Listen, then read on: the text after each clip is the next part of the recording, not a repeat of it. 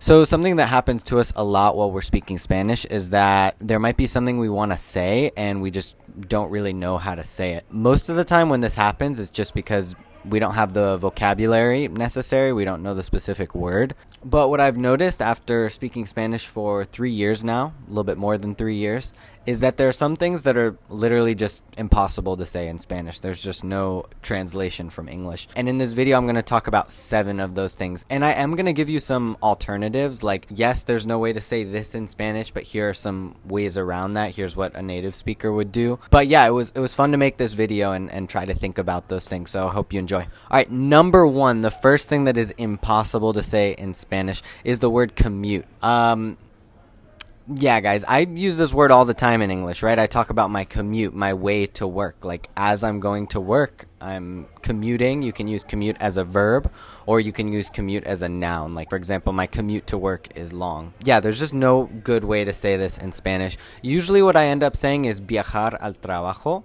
So, like, mi viaje al trabajo. That's my commute. But well, first of all, it's many words, right? It's 3 words instead of 1. And then I feel like it also doesn't, it's not the same vibe, right? Commute just makes you think of like a 9 to 5, like businessy, like, I mean, my job is not very businessy. I'm a public school teacher, but still commute has this certain connotation that viaje, it just doesn't convey, right? Another way you could say it is desplazarse al trabajo, but it kind of sounds a little formal. But you will hear people say that. So for example, if you did want to say like, I have a really long commute, you'd have to say, tengo un viaje al trabajo muy largo. So there you go. Okay, number 2. So there's no way to say major or minor in terms of something that you study at the university. So like, oh, I majored in this, or like I have a minor in computer science. There's no way to say that in Spanish. It was something I struggled with in the beginning, and it took me a while to realize like actually there is no way to say this. But I will give you some options if you are speaking Spanish. You can call your major especialidad or carrera. I think in that case, I like especialidad. I like that better because carrera has this other connotation because it also means career. For example, let's say you studied something in school, but it's no longer your career. It would sound weird to say like mi carrera es lo que sea, computer science. Because what you're trying to say is like I majored in computer science, but what native speakers might hear or think is that that's what you do for a career. So again, no good way to say major, and there's also no good way to say minor. The closest thing would be asignatura secundaria. It's just kind of long, a little clunky, but if you did say asignatura secundaria, native speakers will likely understand what you're trying to say. For example, if I want to say I studied music composition and minored in audio engineering, which is true, by the way, I would have to say me especialicé en composición musical y tomé una materia complementaria en ingeniería de audio.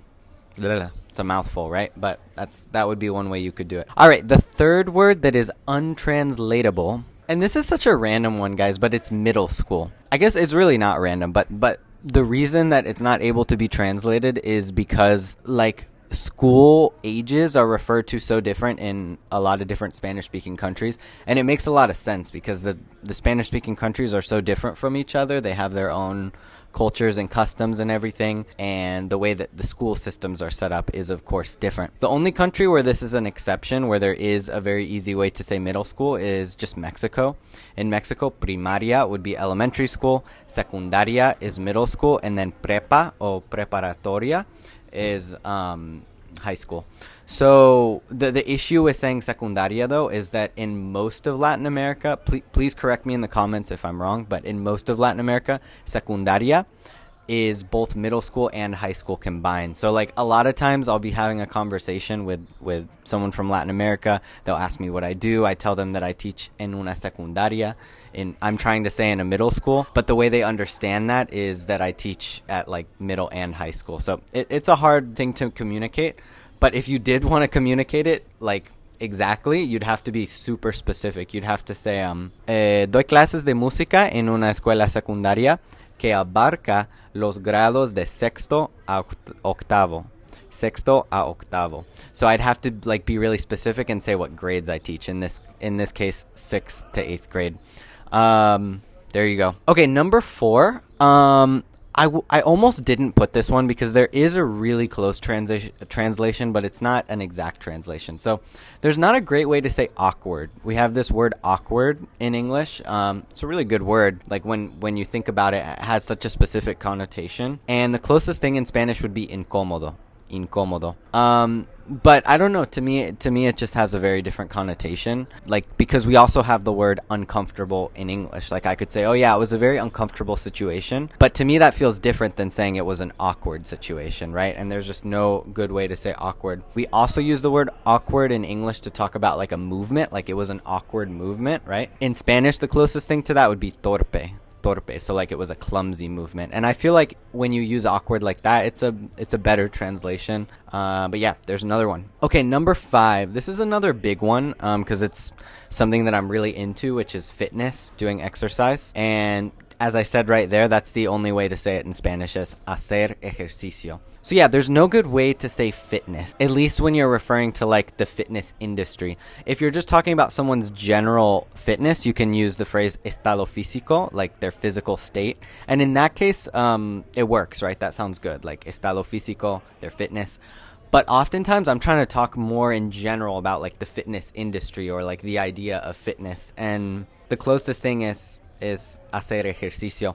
Or what I've noticed a little bit, but honestly not that much, is they will sometimes use the English word fitness, they'll say that. And so my dad, for example, is a personal trainer, so I often, like when people ask me what my dad does, what I would like to say is like, oh, he works in fitness.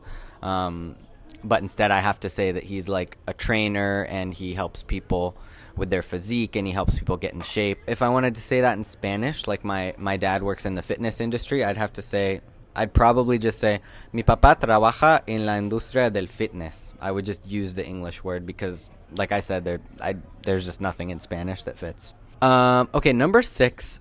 This is another one where it's like, yes, there is a translation, but it also feels very different. And it's the word shopping. So you guys probably already know this if you're a Spanish learner because it's not like an advanced thing. It's something you learn early on, that shopping is ir de compras, like to go shopping. But the difference is, you guys know comprar is to buy, so ir de compras is kind of more just like saying going to like buy stuff, right?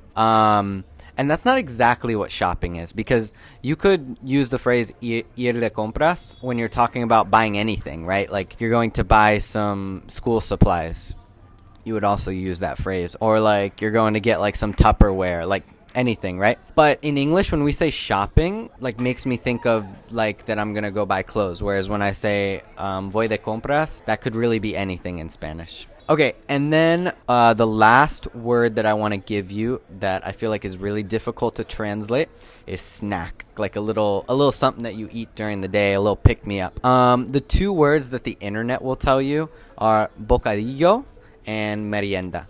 Both of those are not accurate translations for the word snack, and I'll tell you why.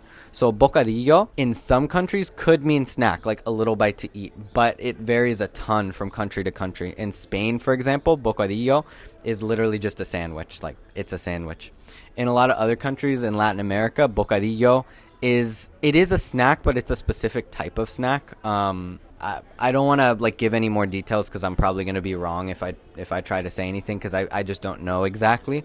But I just know that it's not just like an overall term for the word snack in most Latin American countries.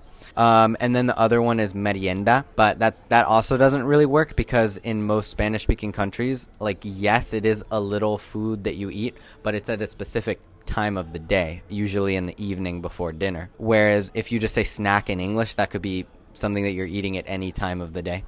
So the best thing for you to say in this case is just say like algo pequeño para comer, like you want a little something to eat, instead of just using that word snack. So I do want to close out the video though with one important thing. I just want to say that the point of this video is not to make you guys think that there are just a ton of like English words that don't translate well to Spanish, because that's going to be the case between any languages. There are always going to be words that don't have an exact translation. Really, it's just a result of me being a native English speaker. There are certain things that I want to say, I have the desire to say, that a native Spanish speaker just would not have that same like necessity, because they already know a different way to say it, or they're not familiar with the concept. But yeah, I should also mention, I am not an expert on the Spanish language, so it's possible that one of these examples you've actually thought of a better way to say it than the options I gave in this video. If that's the case, leave a comment, like help us out, let us know how else we could say some of these words that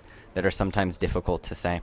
Also, I did want to end with one more thing. I want to look at the other side of the coin and check out 3 Spanish words that are impossible to translate into English. So the first one is vergüenza ajena. It's 2 words technically, sorry.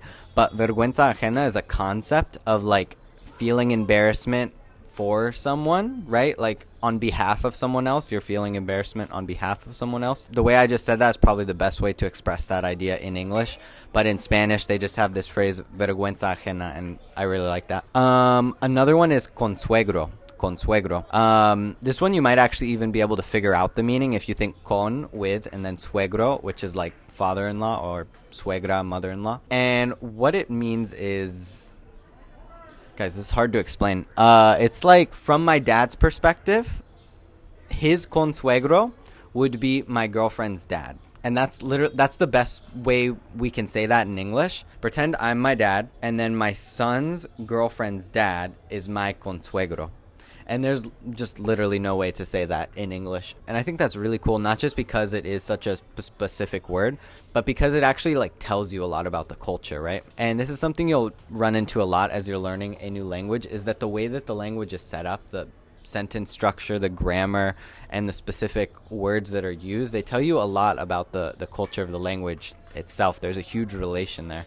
And this deserves its own whole video. But just talking about that word consuegro, a lot of times we'll talk about how in Latino culture, like the families are really close, right? And like family is the most important thing, and people live with their family for many years. It's different than in the US, for example, right? And just the fact that this word consuegro exists, I think, is a testament to that, because it shows us that it would be a concept that's actually very useful to have a word for, because the families were often a lot closer.